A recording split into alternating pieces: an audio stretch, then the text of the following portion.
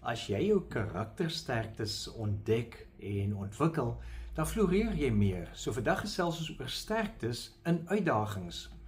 Soms as 'n mens hoor van al die misdaad en swak ekonomie en natuurrampe en allerlei moeilike uitdagings, dan kan 'n mens maklik wonder, wat kan jy nou as individu aan die saak doen? Dit gee baie keer ten diepste 'n gevoel van onmag, van oorweldig voel, al probeer ons dit ignoreer.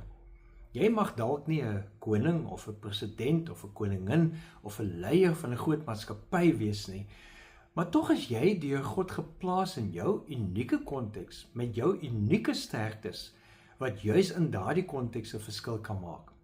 So iets het dan 'n positiewe rimpel-effek wat ook ander in daardie kontekste kan help en hulle lewens verander.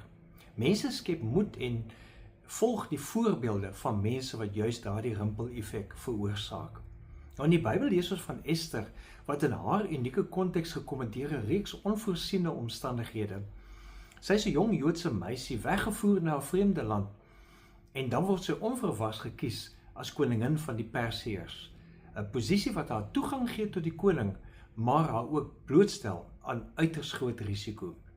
Nou deur 'n gekonkel van een van die Persiese volk se mense word al die Jode bedreig.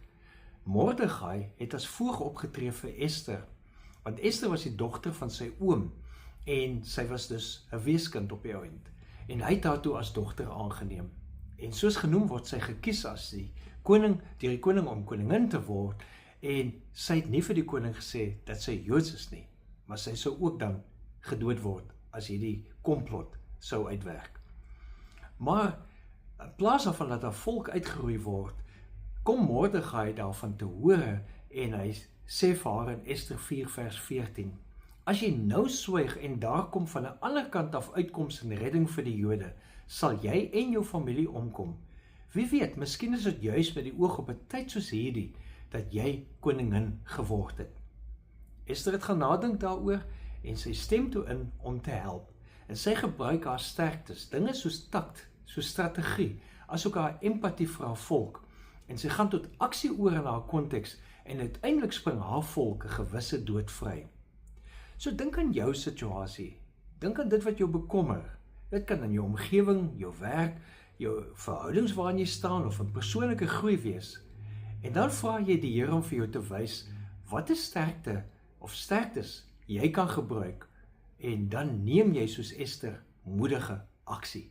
En hierdie uitdagings en die sterktes in die uitdagings gaan jou help floreer. Leef geïnspireerd.